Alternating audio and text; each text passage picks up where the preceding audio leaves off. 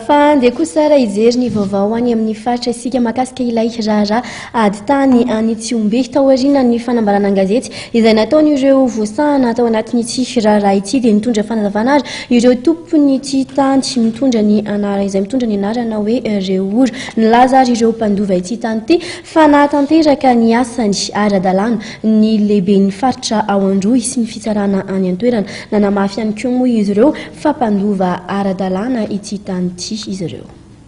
Mpandova ara-dalàna sy ara-drary ny tany ao Tsihombe mitondra ny anarana hoe REHORO ireo taranak'ity tompo-tanàna ity izay nisoloan'Andriamatoa REHORO Jean Francis Teny.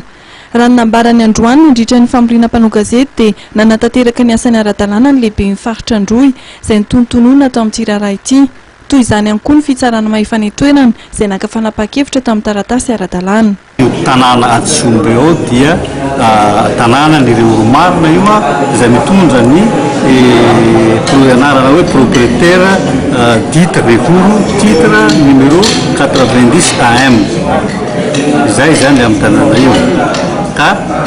ny amin'ny hoe lehiben'ny faritra sy ny fitsarana dia tsy diso akory ireo satria ny ray aman-drenay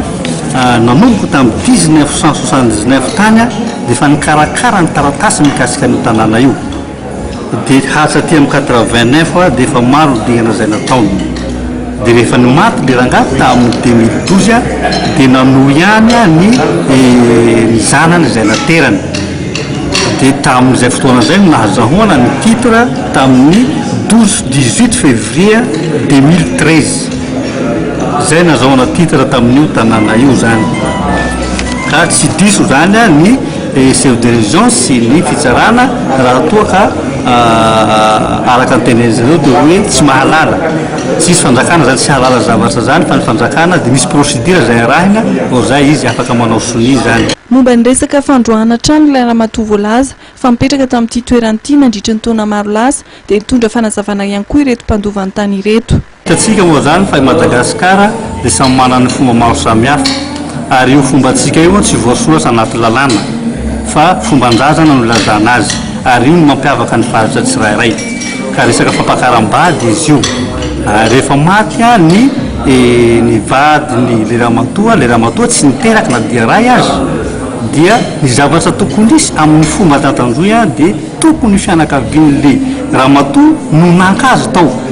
nefa ny zavatra anisy anefa omomany io ny rahalany ramatoa nanao menosy any zoko atao hoe REHORO tovondray izay mipetraka ao Tsihombe io fa hoe ninonona ozizy no mahazo io zoko io amin'ny taninareo dia tsy mahalala hafatry nao REHORO tovondray nao ogadraiko taitsa le zoko tamin'izay satria sarotra ny miantoka ny ain'olona dia niteny tamin'ny fianakaviana izay razana fototra nazahoana io rakemba io dia ho nanatitra an'io fa naterana azy any amin'ny fianakaviana izay nihaviny no anton'io fa tsy jolay akory. Miakatra fitsarana ambony ankehitriny ity raharaha ity momba ny didy fanomezana ny tany ireo mpandova ara-dalàna andrasana izany izay didy izay ny 5 volana jona ho avy izao araka ny vaovao voarainy.